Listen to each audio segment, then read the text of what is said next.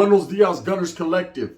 Back at it, you already know. Ba-da-ba-ba-ba-ba-ba. And another one. Ba-da-ba-ba-ba. Yeah. Ba-da-ba-ba-ba. Like a smack at it. Bye. Bye. Orale, you can tell by that thumbnail right there. Pobre, see, he had his head up as faster than a rabbit gets. You already know what it is, man. Gar! What is that? Right? That thumbnail is jacked up, but at the same time, in the meantime, in between time, I'm about to give you some knowledge you can't get in college in a menudo style in a direct fashion right here on Gunners Collective like we does, because it don't stop. Graffiti all over the bus. First of all, happy Friday the 13th, Friday the 13th to all those that enjoy this day or those that are spooked out by it. Whatever the case may be, man, it's a day of reflection, a day of remorse, a day of doing what you does, go out there and get it. Now, please like and subscribe, and let's get this. Now, what I wanted to talk about was an incident that happened while I was incarcerated as a youth. You know, a very heinous and treacherous and vicious incident. I watch a lot of prison channels. Okay, I like to hear a lot of stories, just like anyone else. You know, the more drama, the more intrigue, the better the game, right? So I'm still trying to see what's going on, man, right? Gar, right? We're trying to get it, but at the same time, I could read between the lines. I can see what's fakery, whole lot of shakery and bakery, and what's the real. And for the most part, most of the stuff that I hear is real. You know, I've had kind of this, I've been in the same predicament, same situations, or walked them same yards, or have had homeboys or friends and family that have actually walked those certain yards. So I know a little bit about it. And it's intriguing to me to hear exactly what they went through and the parallels of our life stories. You know, because everybody has their own story. Everybody's different. You know, everybody reflects on stories differently. You know, I might hear a story that gets my mind going. I'm like, oh, Spence on la tira. I remember stuff like that. I mean, that's how it is. But this story I'm going to tell, I've been hearing a lot of stories about booty bandits. Okay, people that go ahead and take your cachetes. They're going to go ahead and need that. Separate minds from yours. Hey, can you break bread like Jesus said, right? They're going to need that issue. And they're going to do it by force, or they're going to do it by maybe manipulation or whatever tactics they use. Now, a lot of people have watched certain movies and they figure that, oh man, if I get locked up, someone's going to take they're going to split my whole backwards, right? Nah, that's not what's going to happen. There's a lot of groups, and because of politics, that is an ugly situation. But there are some groups that do indulge. You know, no matter what anyone says and what people like to say, there are vatos or maniacos. They've been sitting down for a while. They ain't had a little, so give them some of that honey love. If they ain't had them no honey love, man, and the wind is blowing that day, you know, things might go down. And it's just an ugly situation. You know, whatever happens in that cell, it's just tapuchi. Keep it in that cell, eh? You know, shit could go down. But one thing I do know is for sure is the story I'm going to tell was an ugly one. So we're in Nellis. Fred C. Nellis down south, Whittier, California, man. YA Norteños, running wild like Hulk Hogan, right? We're trying to establish there. We're trying to basically body someone so we can go back home up north, but at the same time maintain. If we're going to be there, I said we were going to be there, right? Now, I'm not going to sit here and act like we were the ones and we were the craziest vatos in the, you know what I mean? Because it was nothing like that. It was just a whole bunch of ragtag soldados trying to survive another day. Every day was a blessing, man, because you never knew when that next day was your last, period. So a lot of busloads started to roll up of Norteños. I came on the second busload. We were established, you know, I got in where I fitted, man, with some real righteous homeboys. Shout out to the homeboys from Hayward, Conejo. You know, a lot of the homeboys from Fresno at the time, the Perro Chatos, were still rocking as Norteños. And a lot of homeboys from San Jose, Stockton, Sacra, Oakland, Merced, Modesto, Tulare County, Stand Up. You know, we was doing our thing. And more homeboys started to come. Now, what would happen was when they would roll up to Truman, which was the reception unit, they would send a couple of Norteños from the buildings to go talk to them. Basically to give them the rundown so they weren't spooked. Because I could only imagine, I was in their position before, getting to the enemiga's backyard, the enemigo's backyard. Spence, I'm trying to say enemigo now like Dubs does instead of saying enemiga, because I understand enemiga entails some more disrespect, and I don't want to go that route. That's just the way we said it in YA. But the enemies, right? So now we would go give them the game like, hey, bro, it ain't as bad as you're going to think it is. There's homeboys, get with the program. You're either going to do it or you're going to get done by it. It's up to you. And for the most part, out of 10, it was about 50-50. We're batting 500. Five of them would be like, shit, we're with that business. And then 5 of them would be like, but see the way my business account works, you know what I mean? And then they'd stop gangbanging or whatever. And such was life. We were youngsters, man. We'd scratch their name off the telephone book and said never again to take the second look.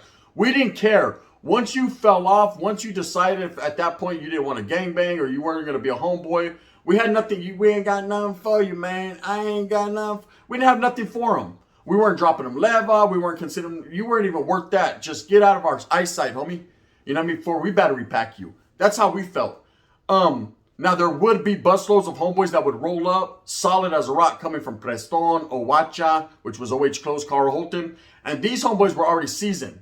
They weren't wet behind the ears, homes. They had no agua. It was drier. It was dry. You know, dryer sheets. They were dry, so they knew what time it was. They'd get there like, they'd make moves before we could even go talk to them. The Vatos already done got off, you know? And those were the ones we were like, solid as a rock. It's Ashford and Simpson. We need them, right? We need more like them. Can you send that busload over there? Can you turn it around and send that to Ventura? Send us that busload, right? Them Vatos need to go with the Hainas. Or can I go with the Hainas? You know what I mean? So this is the way it was going. We were trying to say with our chest right there. Doing the best we can. And you need some righteous soldados. You need some good ones. So a busload rolls up one day. Okay, this busload had about 4 homeboys in it. Why they sent this ragtag busload, I'll never know. But only one good homeboy came out of the situation, Chuco from Sanger. Barrio Chancla. At that time, they were norteños. He wasn't a perro chato. Later on, they did become perros. But I remember he rolls up. He's a little homeboy, solid as a rock, man, with the business, you know. And so me and the homeboy, Spanky from Gilas, rest in peace, we actually go talk to these guys. And 3 of them are like, you know, they're sucking thumbs, right? The other one, man, he ain't sitting at the bus stop sucking out a lollipop. He's a real one. He's like, what's happening, bro? You know, I'm from Chancla. Orale, homes, come with us, right? We tell the gang corner, come take him to our compa right immediately, because the rest of these vatos, you know what I mean? Mas putos este vatos. So we leave them guys alone. Well, one of them was a little cat. He was from, you know, I don't even want to say the city he was from because I don't want people to feel disrespected. But let's just say he was from a small little town in the Central Valley, right? So he ends up going to Hayes. They decided that if for no other reason they were going to open a new compa, and they put him on Hayes with another homeboy named Güero, that was from a different compa. Now the homeboy Güero was with the business, with the activities, okay? So Güero gets there and knowing it's just him and the little homie, and the little homeboy had already said, hey man, I don't really want to bang. But Güero told him, get over here, right? Get over here. He did the scorpion and sub-zeroed him and froze him. You're going to bang, homie. You got no choice. I need your backup. You're at least going to back me up until I'm done with you, right? So Güero gets off. He gets off a few times where immediately they're like, okay, this guy's going to be a problem. The placas that are in Hayes, this compa Hayes, they don't want him there. They ship him to the Caja, to the oil. They send him to Taft to do a little Taft time. And then he goes back to Monroe, where he came from. Now, this other little dude didn't want to get off, where he was mad at. He decided that if for no other reason, he was going to tell the Southsiders and everyone around him that he did not gangbang and try to blend in. That didn't work out for him. Now, here the story goes. You've heard the intro. Now, hear the beef, right? So this guy is there. And now you have to remember, he's not claiming Norte. He's not banging anymore. So we don't care about him. We know he's over there. We pay him no, never mind. When people ask to say, you got homeboys over there? Charlie, right? Some poop butt, but he ain't a homeboy.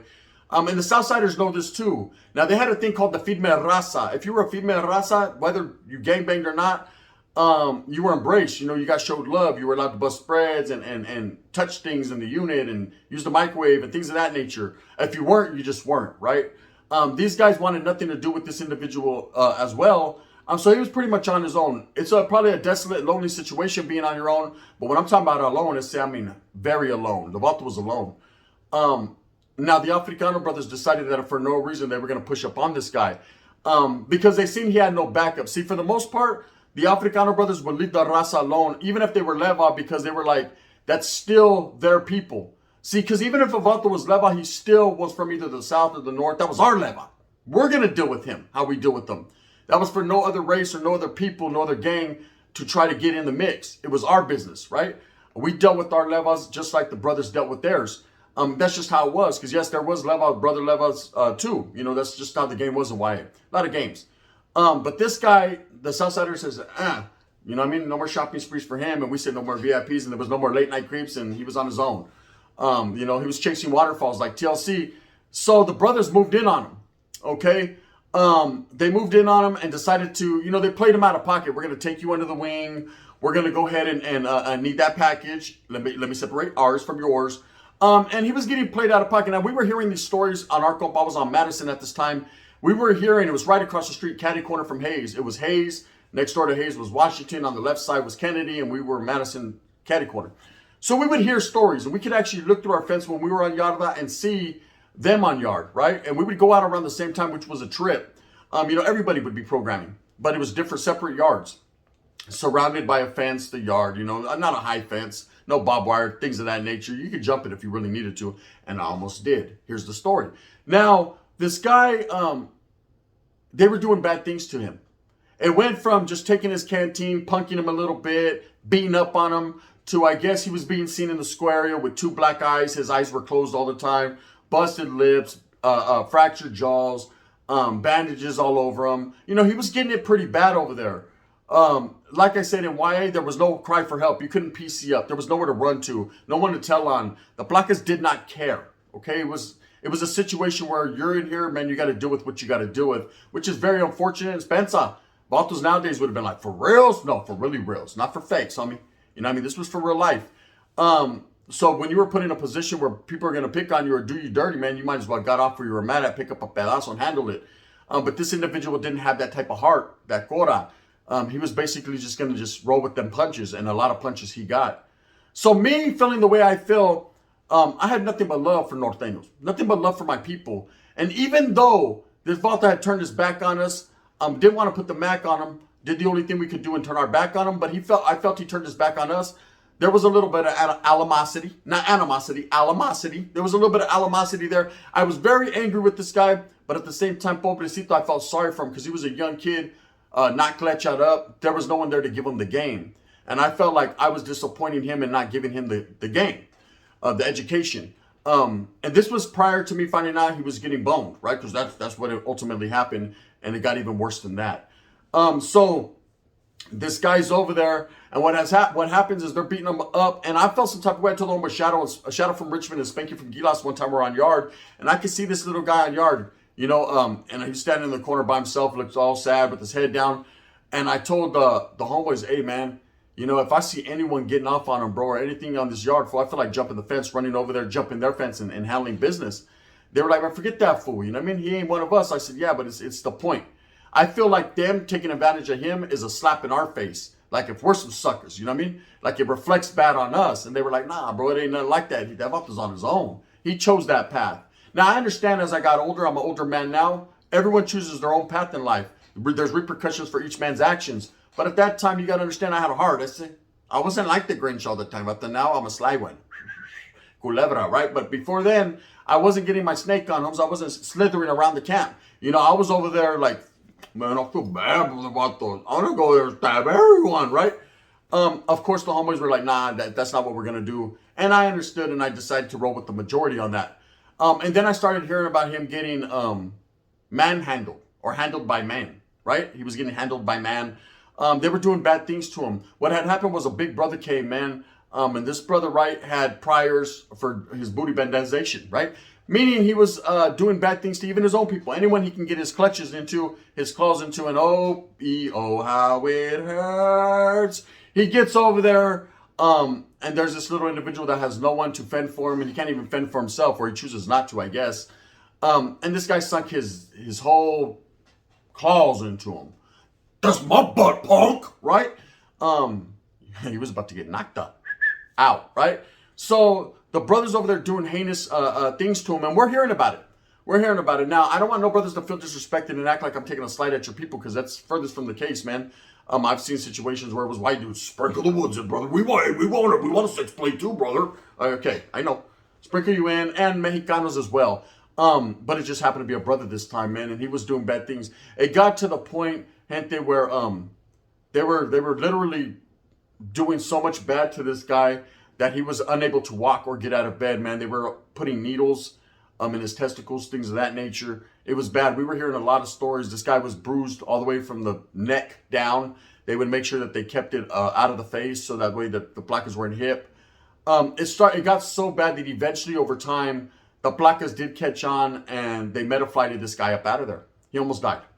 The repeat usage of this man or this kid at the time, right? Always broke my heart because I knew at one point in time, him being from Northern California, he was a homie. He did strive. He didn't know much. He was young. He was probably 13 years old at the time. We were all young. And this was a younger guy doing it to him, just a very big guy. You got to understand there's people that are all sizes, shapes, and forms. And this is why it wasn't like this guy was on swole, but he was a big fat marrano, right? Big old pig. But he definitely was doing bad things to this kid. And I thought it unfortunate. I reflected back the other day because I watch all these prison channels. I see all these booty bandit stuff, and people are speaking on it like, oh man, and I seen this guy stick a finger in the culo and all that. And it's like, look, I seen it one time. I didn't actually physically see it, but was hearing the stories, and it was just right there happening on a different compa, and I felt bad. And I felt bad. It's hard to explain, I understand, you can't prevent certain situations. It's up for that person to be a man and stand up on his own 10, but I definitely wanted to do something bad. Ultimately, what did happen, man, that brother ended up getting into it or trying to pick on the wrong guy. And he did get whacked, meaning whacked, not, they didn't kill him or nothing, man, but he did get beat up pretty bad. And he was off that compa, and they ended up shipping him out to YTS for the older cats. But, I remember that situation. I remember thinking to myself, man, what if I was the only one on the compa? What would I do? No, my sewing game is different. You're not going to sew me up, right? There was no way I would go out like that. There was no way that I would put myself in that predicament because I would have went out fighting, And some people, I guess, just don't have it in them. Some people would just lay down and take it. Besides, hey, watcha. You know what I mean? That was an unfortunate situation. I'm sorry that I have to speak on the story, but it's the truth. The fact of the matter is a lot of bad things happen in CYA to a lot of people. I know some people don't like to admit it, and some people like to sugarcoat it or add preservatives to it. But that story right there definitely touched my heart when I got reminded of it the other day just by seeing these stories. And I was like, man, they started calling that kid Enjoy. I heard his nickname in the school area. They were like, hey, isn't there a northerner over there on Hayes? They call him Enjoy. I said, Enjoy? Do you feel I'm Enjoy? What the? Like a mouse? I don't know what you're talking about. Yeah, they call him Enjoy. Nah, they didn't call him Enjoy. That was his nickname because everybody was over there enjoying him. It was an ugly situation. What they did to this kid, I've never seen nothing like it. Like I said, they literally had to get him out of there, flight him up out of there, because they ruptured his spleen or something. It was an ugly situation. They were giving him the foot-long Subway sandwich, and he wasn't enjoying it. He didn't even get no chips or a soda, just straight palo.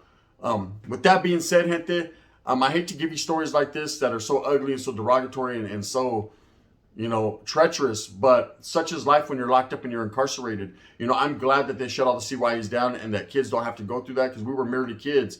But, there was one point in time, like I said, I was ready to jump the fence to go back his play, even though he was no longer one of mine. I guess that's just the brown in me, because I seen a brown man going out like that. I couldn't take it. But ultimately I didn't. Was it the right or wrong choice? It was my choice to make with my homeboys. I was rolling with the punches, and that's the choice that we made. Eventually they did get that guy some help. He got out of there, and I hope that, they sold him back up. But with that being said, gente, I just wanted to tell that story. I hope you guys have a beautiful Friday the 13. Do your thing, gente. Just never forget, there's a lot of people in this world going through some things, man. So it's not that bad how you have it. Or maybe it is that bad. And if it is, pensan la tira. Con permiso, guard! Can you help them out? I'm not helping them babosos out. All right, well, cool. Do your thing then. With that being said, I hope that you move with a purpose, get everything that you want coming to you. Do it out there, man. If you like this, hit that like and subscribe with a thumbs up. If not, you can always hit me with that thumbs down. Heavy's going to be the head that wears this crown. I'm going to continue to strive and struggle for what I honestly and truly believe in. And it's bringing you guys the best content I possibly can right here on YouTube, as well as giving you the actual, factual, real stories that no one else wants to give you, right? I got to give you the real. W's, L's, realness. Sometimes it's chilling stories. Sometimes it's pure comedy. Sometimes it's bust down, tortillana, bust down, Whatever the case may be, it's the gun. Bang, bang, gente, and in that fashion.